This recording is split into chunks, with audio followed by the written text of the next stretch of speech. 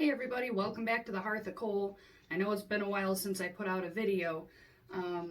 What I want to cover today, because I'm seeing a lot of people talk about and coming into the gun store that I work at, talking about getting their first gun.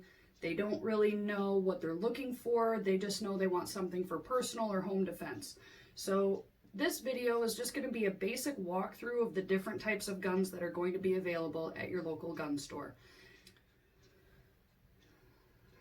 So to start out this video, I want to cover a couple of basic concepts that are going to be important in your journey as a gun owner. First of all, they're tools. Just like any other tool out there, if you don't use them properly or safely, bad things happen. So we don't want that to happen. I want you to be as prepared as possible when you go to buy that tool. So we're going to go through a few things. One, understand the job that you want that tool to do and the environment that it's going to live in. So if you live, let's just say, in an apartment building, a shotgun might not be for you. Personal opinion, of course, everybody has one. Talk to different people about what's available. If you live in, say, a stick-built home on 30 acres, a shotgun or a rifle may be perfectly adequate. You have to take into account your situation and the environment in which you're going to use this tool, this firearm. Which brings me to another point, firearm safety. Safety is paramount anytime you have a tool that is capable of deadly force, such as firearms. This also applies to archery equipment, pellet guns, any type of weapon that you could use to defend yourself or harvest wild game or just for recreation. Safety is going to blanket all of those activities because that's how you're going to be able to enjoy them to their fullest and not be afraid of hurting others or yourself. So it should always be in your mind the 4 basic rules of firearm safety. These are going to be your guiding principles for handling your firearm. Number 1 is always keep your finger off the trigger until you're ready to fire. 2, treat every firearm as though they're loaded. 3, know your target, what's in front of, beyond, and all around it. And number 4, always keep your muzzle pointed in a safe direction. So for me, because I'm in the gun cave, which is in my basement, safe direction is going to be in this vicinity. That's my driveway. The corner of the room is about 2 feet underground. So I'm going to say that unless you're a mole or an earthworm, that is a safe direction for me to demonstrate these firearms. I'll show you, of course, that they're all unloaded as I go through, and you'll see me demonstrate keeping my finger off the trigger until we're ready to fire, which I'm not going to fire, of course, in my own home, but just that straight, safe trigger finger on all my firearms. So I think that just about covers the safety portion. One controversial topic that I don't like addressing, but I feel like I need to, is the idea of marijuana use and firearms. Just like you don't want to drink alcohol and drive a car, you don't want to smoke pot and own a gun. It's a felony. Basically, the federal government says that marijuana in all forms is illegal in the United States of America. Because firearms are federally regulated, we have to listen to that law as law-abiding gun owners. So even if your state says marijuana recreational use or medicinal use is legal, the federal government says, nah, can't do it. So you can have one or the other, but not both. And until that changes, that's the law. That's black and white. There's no arguing anywhere. So please don't get into an argument with your gun store clerk about the benefits or detriment of the federal government's view on marijuana. They can't do anything about it, I promise. So, moving on from that little soapbox rant, I want to start out with one of the guns that I feel is the easiest for a beginner to access. And let me find him. There he is. I'm going to add the caveat that although it's the easiest to use intuitively, it is the hardest one to become proficient with because of its power. And of course, I'm talking about shotguns. This is my handy dandy Remington 870. This would be considered a hunting style shotgun. The benefits of this type of firearm in my opinion, again, just my humble opinion, is that it packs a lot of punch for a pretty decent price tag. I think I paid maybe $300 for this firearm, and that was a number of years ago. So it's probably even less now, but it's a very popular hunting shotgun. This is a pump action shotgun. That means that in order to load and eject a cartridge, I have to pump the foregrip here. And you see my action closed when I did that. Now this lever right by my finger that you may not be able to see because of the video quality, I depress that and I'm able to open my chamber. The magazine tube, which is on the bottom here, is relatively short. So that's going to be a clue to you that this is more of a hunting style firearm than a self-defense or tactical firearm. The other thing that's going to give that away is that it's a fairly long barrel. Longer barrels stabilize the cartridge for longer distance shooting. So in this case, it's going to keep that shot pattern much smaller for a longer distance, which makes it ideal for hunting game. Just the basic parts of a shotgun. We got the stock. Some people call it a butt. Butt stock or stock, they're all interchangeable words. My finger was in the chamber, that could have hurt. So this is your stock. That's what goes up against your shoulder. This is your trigger guard. This is going to be on almost every firearm that you pick up, regardless of if it's a shotgun or a pistol. I think Derringers are probably going to be one of the few that don't have a trigger guard. We've got a safety. I'll bring it over to you so you can see this little button right here. Some of them have them on top. This one has a button. The rule of thumb is, I don't know if you can see it, there it is.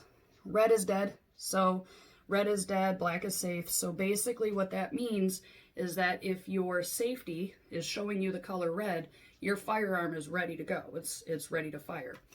If it is not, if it is showing black, then your firearm is in a safe condition. Caveat on shotguns is shotguns are not drop safe. So if you were to manhandle this and drop it on the ground, it has the potential to discharge. Now, along with the longer barrel, you also have something on the very front. I try to show you, called a bead. Most of your longer range or hunting shotguns have a bead for a sight on the front. I can get into that in another video, but just understand that that is going to set it up to be more of a hunting style shotgun than a tactical or self-defense shotgun. So that's the Remington 870. Moving on, this would be considered more of a home defense or tactical setup shotgun. So this is the Mossberg M590 A1. The A1 designation is more for the tactical features associated with it. The 590 is the model. And you can get it in a lot of different setups, so really pay attention to what's available at your gun store. As you can see, he's a lot shorter than the Remington 870. Still has the same features. Butt stock. He's got his trigger guard with his trigger. The safety, like I was showing you on the other one, is on the top. So see there, red is dead, so it's ready to fire. Black is safe. It's also a pump shotgun. The lever is behind the trigger guard on this one. So for this, you just pump it to work the action. It has a much, much longer magazine tube. So that tells you that it's made for holding more rounds. This one holds 7, where I think the 870 holds 4. The laws and regulations in your state may vary, but most hunting shotguns have a limited capacity, whereas tactical or home defense style shotguns do not. So you've got a much longer magazine tube, you've got a much shorter barrel overall. The other thing that is kind of neat with tactical or close quarters shotguns is you'll have a set of sights for close range target acquisition, much like you're going to have on home defense rifles or for, say, your handguns. They have a very similar sight setup. Now, this is just an example. There are a lot of different ones out there. Another one that has come on the market are firearms like the Shockwave or the Atomic. The Shockwave is considered an other firearm. It is not technically a shotgun. It is not technically a pistol. It's somewhere in between. The ATF gets kind of weird about how they designate firearms. But it is about, I don't know, 2/3 this size. They are very powerful, and I would not recommend them for a beginner shooter. So what else can I tell you about this guy? Oh, he's got a bayonet lug on him. Yeah, if you need a bayonet lug on your shotgun, shit has really gone bad. But that doesn't mean it's not fun to have. Maybe useful. Now this has what's called Magpul. Magpul is a company that makes a lot of different firearm accessories. This has Magpul furniture, and what I mean by furniture is the stock, the material of the stock, and the material of the foregrip. That's going to be traditional, like the wood on the 870. You can have the Magpul furniture, which is going to allow you to put on attachments. But really it's personal preference and what you're going to use that tool for. Now I said in the beginning that shotguns are easy to use, but they're also very, very powerful. I would recommend before you purchase a shotgun, if you have someone who can take you to the range or take you to an outdoor range and let you shoot theirs, before you plunk down the money to buy one, do that. Because a lot of people will buy a shotgun, put it in a closet, and never use it. And if they ever do have to use it, they're afraid of it because they haven't taken the time to get to know it. They can be a lot of fun, but they're also, like I said, very powerful, so approach with caution.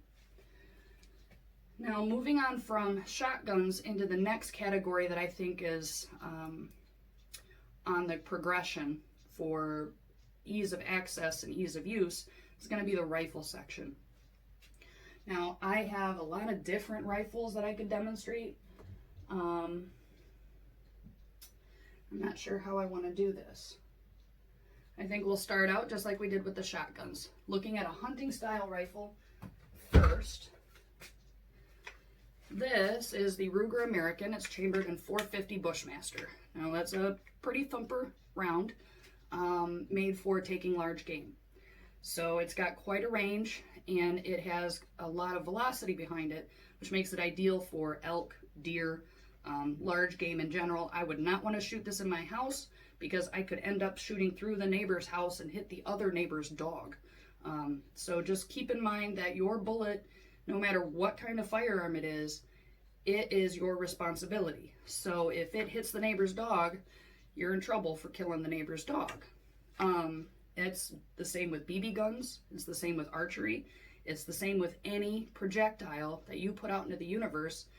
It has your name on it, so to speak. You're responsible for it.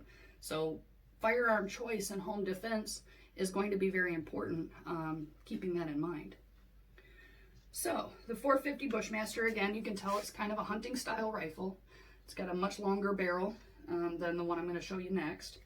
This is a bolt action, so the way that this one loads and ejects cartridges is with this bolt right here. It moves forward, locks into place, moves up, and back. So this actually does come with a magazine, but I'm not going to put it in for this video. I don't need to. Just to show you that bolt action, you get one shot at a time. That's semi-automatic like any of the other firearms I've shown you. The safety is back here under my scope.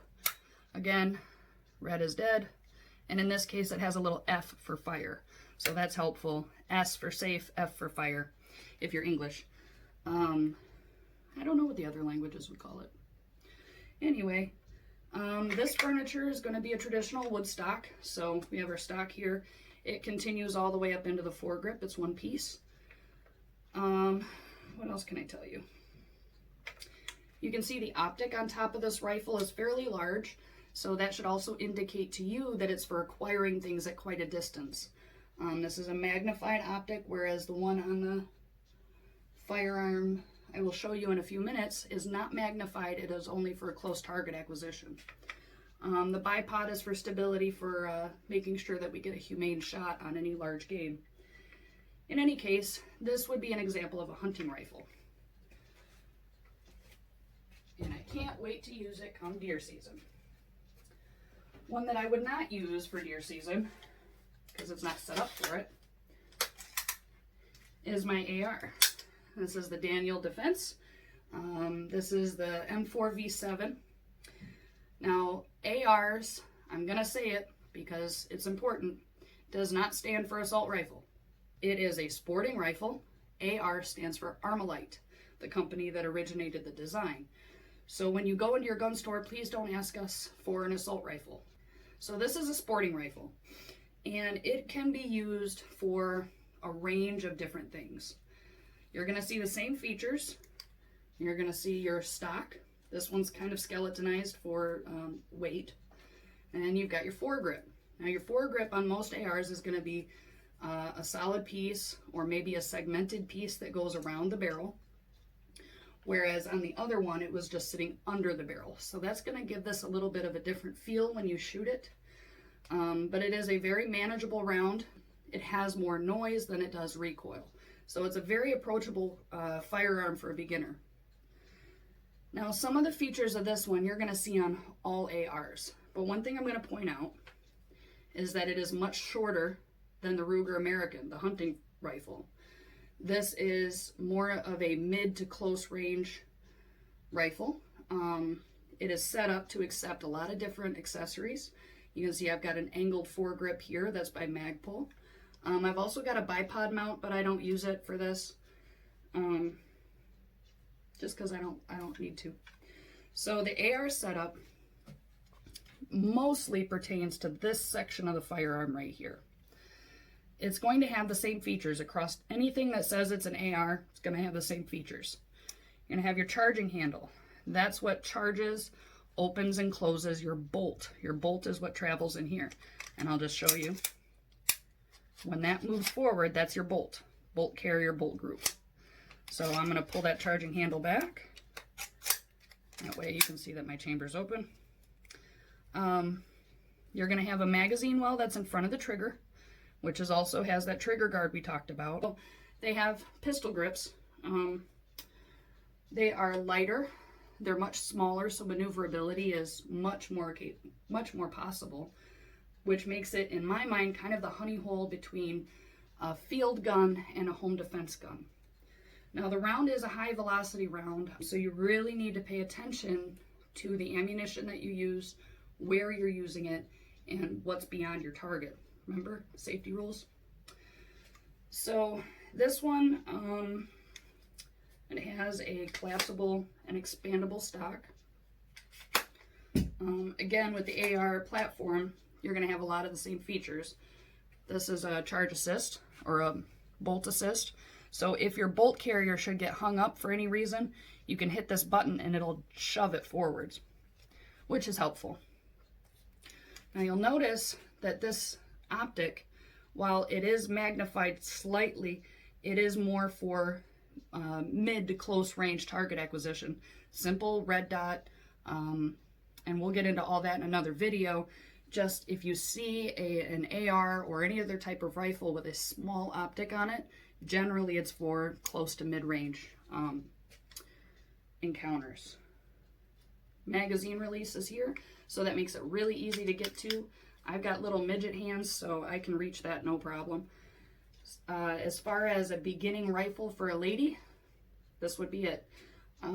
They're easy to handle, easy to maneuver, and the recoil really isn't bad. Again, this would be a good choice, in my opinion, for a home defense firearm. And there's a caveat. There's always caveats. The downside to using a rifle for home defense is you need to be fairly accurate with it. So you need to train with it. You can't just, you can, but it's not advised, pick up a rifle and expect it to work when you don't know how to make it work. So you really need to get that training in. One of my favorite little guys, and I haven't had much opportunity to play with them yet, this is an AR pistol.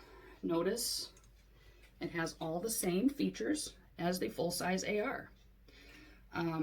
The thing that makes it a pistol is its barrel length, and the ATF has some interesting ideas on the difference between a short-barreled rifle, which needs a tax stamp and ATF approval, and an AR pistol, which does not.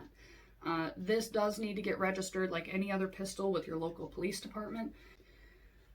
So benefits of something like this, in my opinion, is it is super maneuverable. It's super, super short, makes it easy to move around your house or whatever environment you happen to be in, and it's not too heavy, so you can actually carry it around, and it's not bad at all. The foregrip is rather short, so you want to be aware of your fingers. On this one, it actually has an integrated hand stop. Move your firearm and your hand slips forward. This part of the gun gets very hot when you shoot it, so you don't want your hand that close. This. On AR pistols, on rifle caliber pistols in general, this is called a brace. This is not a stock. Ask the ATF why. I don't. In general, stocks go against your shoulder, whereas braces are made to go against your forearm. See how mine is there? This one actually sits right in that crook, which can make it nice. Different setups require different braces, so you're going to want to research your local laws to find out how that applies to your situation. Something I did not show you on this full-size cousin, the safety selector, or the selector switch, goes from safe to fire. So there's no red or dead on this one. It's a finger actuated safety switch, selector switch. And you'll see also I have a tiny little optic right on top. That is just a holographic, or a holographic sight, and all that does is put a pinpoint on your target. Bring it up and you'll be able to acquire your target, no problem. It just makes it easier and faster once you've trained with your firearm. Something I didn't show on the other one either are these handy dandy flip up iron sights. I would recommend, before you move into getting an optic of any type, that you look at training with your iron sights. That way you are proficient should anything happen to your optic. They are adjustable and they fold down to get out of your way whenever you do put an optic on. Those mount on top. This is called a Picatinny rail. Some of them have full-length rails where they go from the muzzle end all the way back to the charging handle. Others are going to have sections of Picatinny rail. Some even have them on the bottom.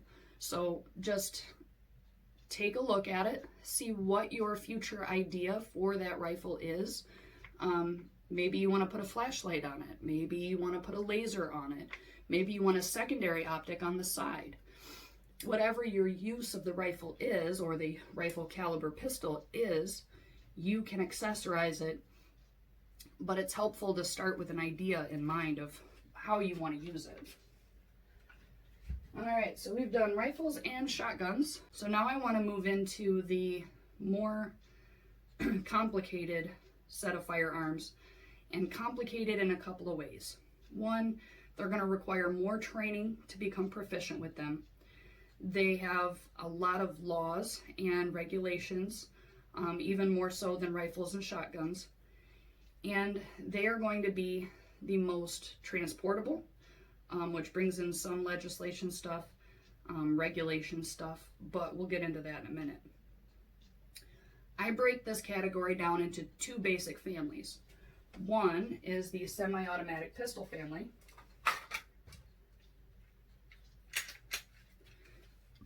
This is the M&P 9 2.0. This is my husband's firearm. This is a good example of a semi-automatic pistol. Semi-automatic is just the term for how many shots are fired per trigger pull. Now, all your semi-automatic pistols are going to have the same features. I'm going to try to do this because my camera's kind of weird.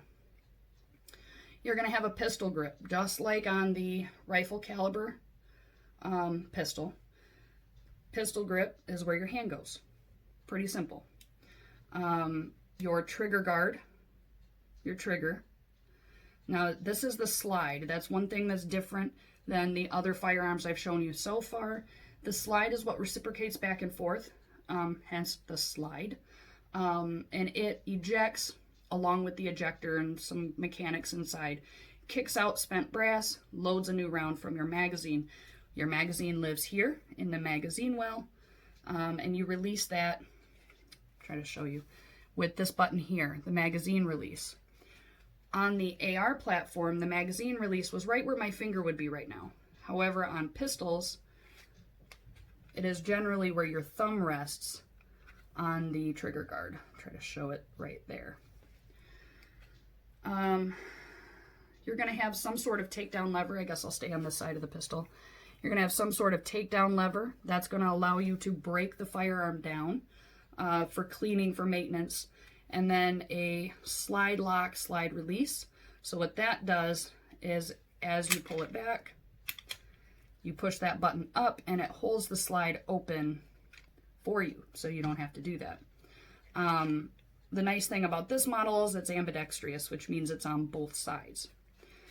So I say handguns are the hardest to become proficient with because there are a lot of factors that go into play when you're shooting a pistol. Another thing that makes it difficult is sight acquisition. So how can I show you this? Yeah, we're going to do it this way. So you see those 3 dots? 1, 2, and then 3 on the other side, and this right there. So those 3 dots have to line up in order for you to be on target. That your firearm is sighted in, that its shot placement is going to be in line with the sight, with the way the sights are lined up. The rear sight has 2 posts generally. The front sight is a single post, and you want to line those up just like I showed you. Just like that. So when you're shooting, you will see the front post in between the 2 rear posts. That takes a little coordination when you're starting out, so take the time, have a friend or a firearms instructor go to the range with you, borrow a firearm, of course with the owner's permission, and have them come with you. But just get a feel for it before you go ask for a 45, because if you have no experience shooting, it's going to become very important that you gain that experience before you purchase. I know I probably have said that 100 times, but I feel like it's something that is missing in educating new shooters, is the idea that if you're starting out, you know nothing, get the information before you get the tool. You're not going to become a master carpenter just because you buy a skill saw, okay? You're going to become a master carpenter by learning from others, by experiencing it for yourself, and by taking the time to practice. These tools are no different. They serve a different purpose, obviously, but they are going to require that you put the effort in to learn about them before you go buy one, if at all possible.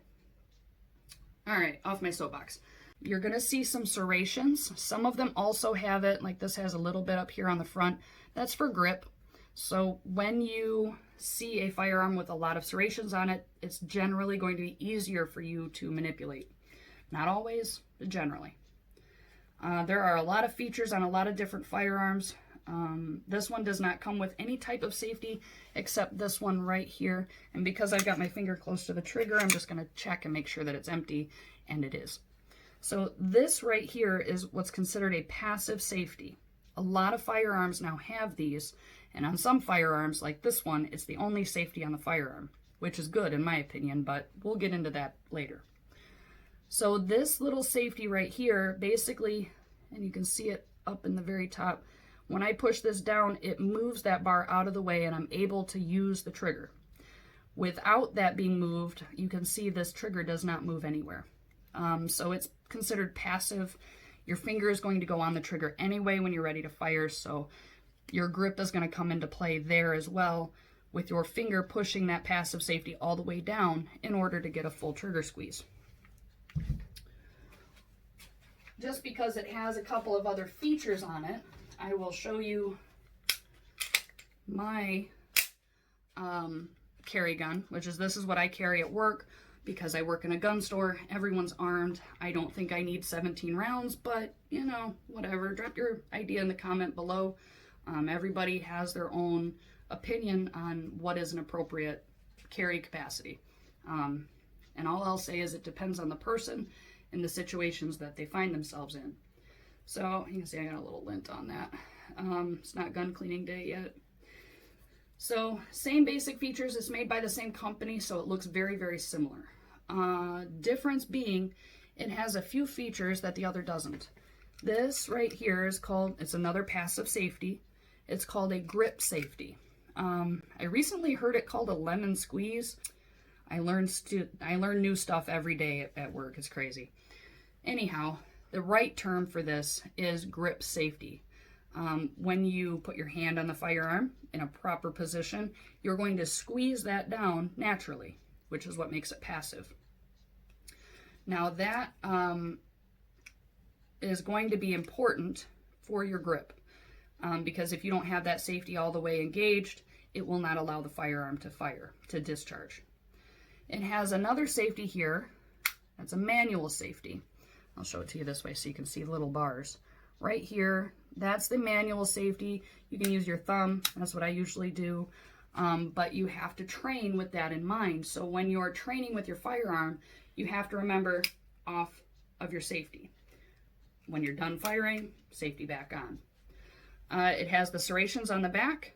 Now this is the EZ model, the 380 EZ, and it earns its namesake, guys. If I had to offer any beginner firearm for pistols, something like this would be it. The EZ 380 or the EZ 9 are both very accessible for beginners, also very accessible for people who have arthritis in their hands or shoulder issues or just diminished hand strength in general. It's an awesome little firearm. So this one has a loaded chamber indicator. We'll get into all the features of the breakdowns of different pistols, but it just goes into the idea that every pistol is going to have its own features. So you want to understand what those are before you make a purchase based on them, if that makes sense. But you'll see the sights are the same. There we go. See 3 dots? That's what you want. So it takes, again, a little bit of practice, quite a bit of practice, to be able to get that target acquisition quickly, which is why I put pistols in general intermediate training category instead of a beginner training category. So I told you that we separate them into 2 families. The first family was the semi-automatic pistol. The second family is going to be the revolvers for handguns. Now revolvers, just like the semi-auto pistols, they come in a lot of flavors. Different calibers, different setups, single action, double action, they come with a decocker, without a decocker, and it's those basic terminologies also apply to hammer fire pistols, which I don't have an example of right now. So this is a revolver, basic revolver platform, just to show you its features, give you an idea of what they do and what they're called, because I'm finding that to be rather difficult for some people to understand. Grip, right? This is a hammer. Now this hammer has a spur on it, okay? Some of them have a bobbed spur where this is shorter. Some of them are considered hammerless where this spur is not there. So this spur indicates to you that it is a single or double action firearm, meaning that this trigger, when I pull it, will either perform 1 action or 2. We'll get into that in another video about revolvers. This here on the very top is called a bridge. It bridges between the grip and the barrel. The barrel is integrated. It does not move, unlike the semi-automatic pistols. You can see it has a single sight on the front, and it has something of a gutter on the back, and you line up that gutter with the front sight. So it's a bit different than having the 3 Wilson sights, but it is just as effective. Police departments used revolvers for a long time with their officers because they are very durable, they are reliable, and they're pretty simple. So that made them an attractive addition to the police department armory. So moving on from there, we have our cylinder. That's where your ammunition lives in a revolver, as opposed to the magazine well for semi-autos. The cylinder rotates based on the hammer mechanism, and it has this little feature called a ejection rod instead of an ejector in the semi-auto pistols. The ejection rod kicks out your spent brass so you can reload and continue firing. The cylinder lives on what's called a crane. That's right here, this little front part, and it rides up and down. That's what the crane does. It just moves the cylinder. It's not a lot to tell you about revolvers.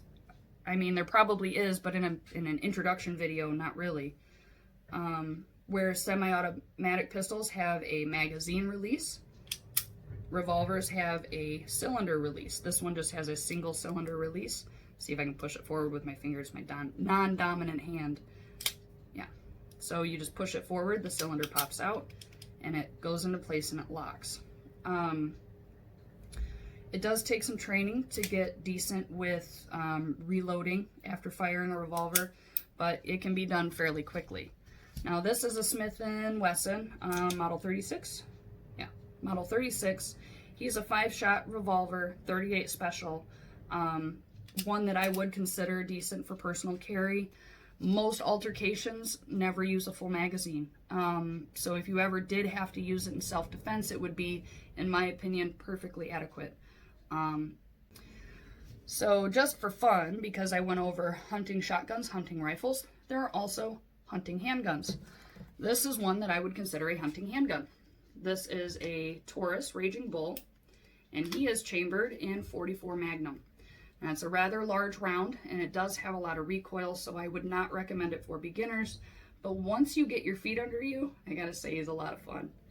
But you'll see the same features. He's got a stationary barrel. This one is kind of ported on the top, and I'll show you that. So porting means that there are holes that are drilled or milled into the barrel of the firearm to allow for the gases to release in a certain direction. That makes it easier to control for the shooter and more accurate for the firearm.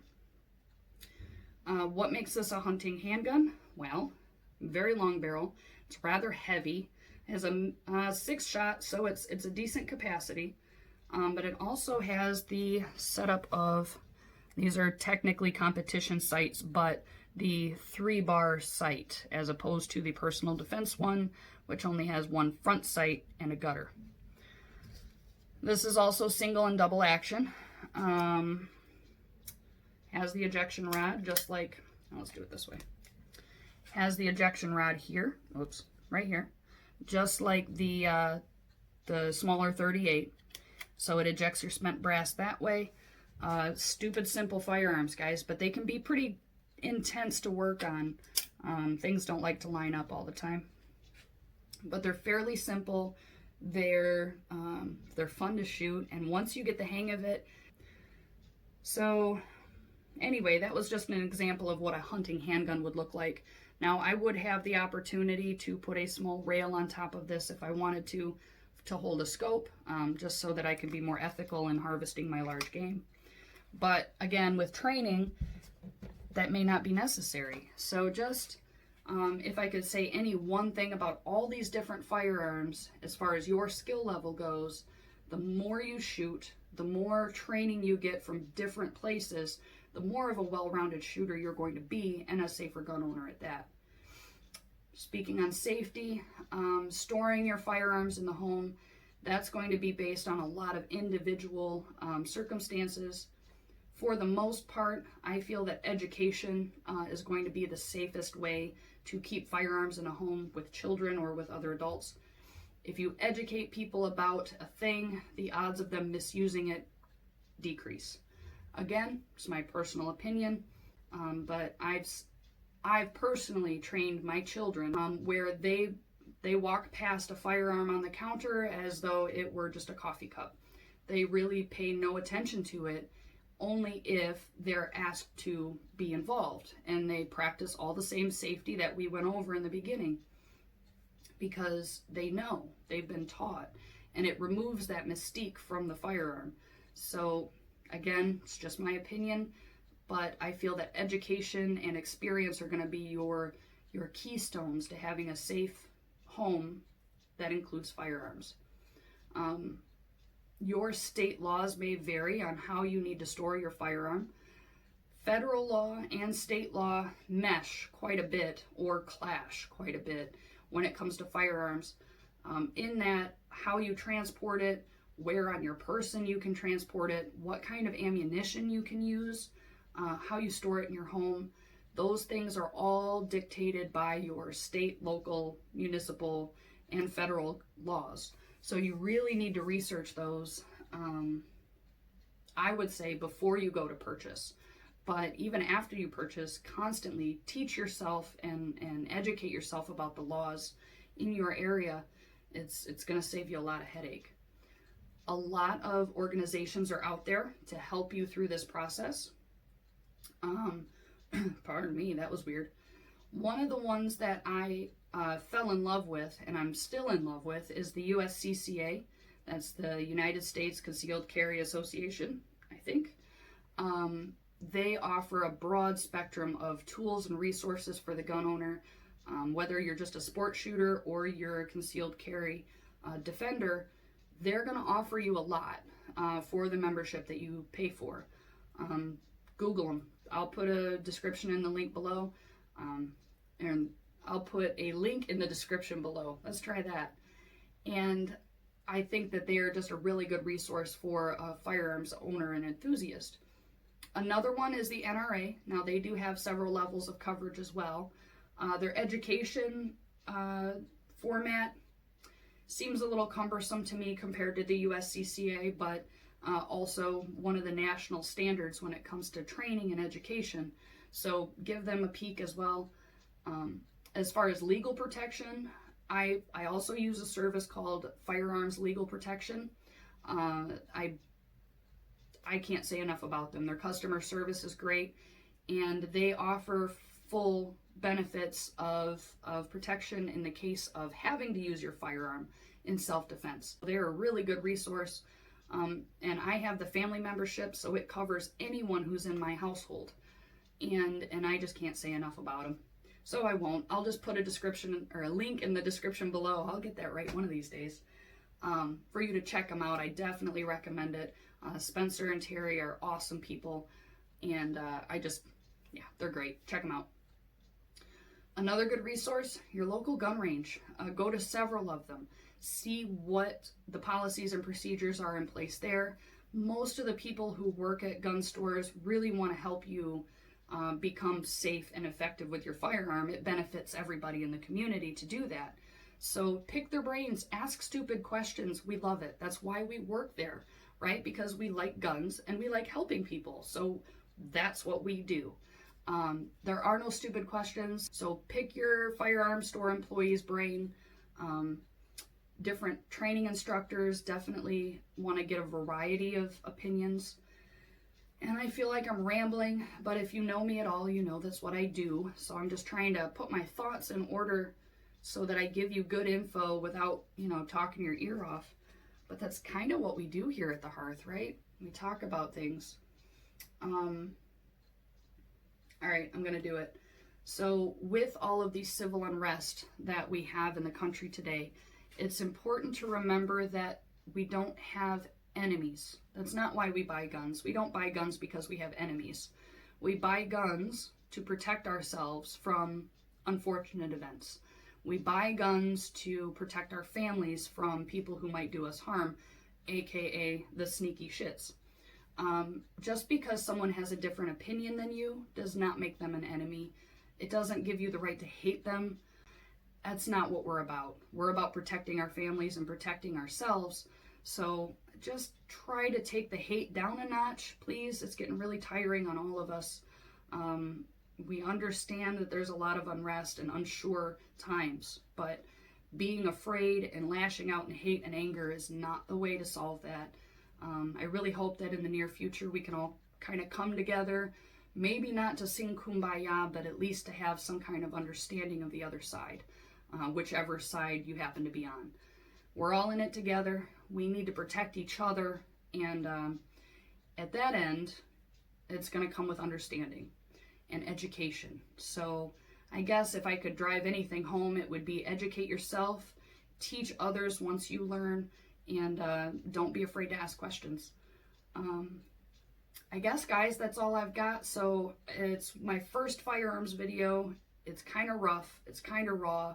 I probably rambled more than I needed to, but you know what? Oh well. And if you've watched this far, I really appreciate you sticking around and listening to me rant and ramble. And we'll get into more in-depth discussion of rifles and shotguns and handguns and technique and all that. But for now, these are the platforms that you can access. A few of the features and pros and cons. I'll definitely work on my presentation skills. Thanks for bearing with me. And until next time, we'll see you at the hearth. Stay safe.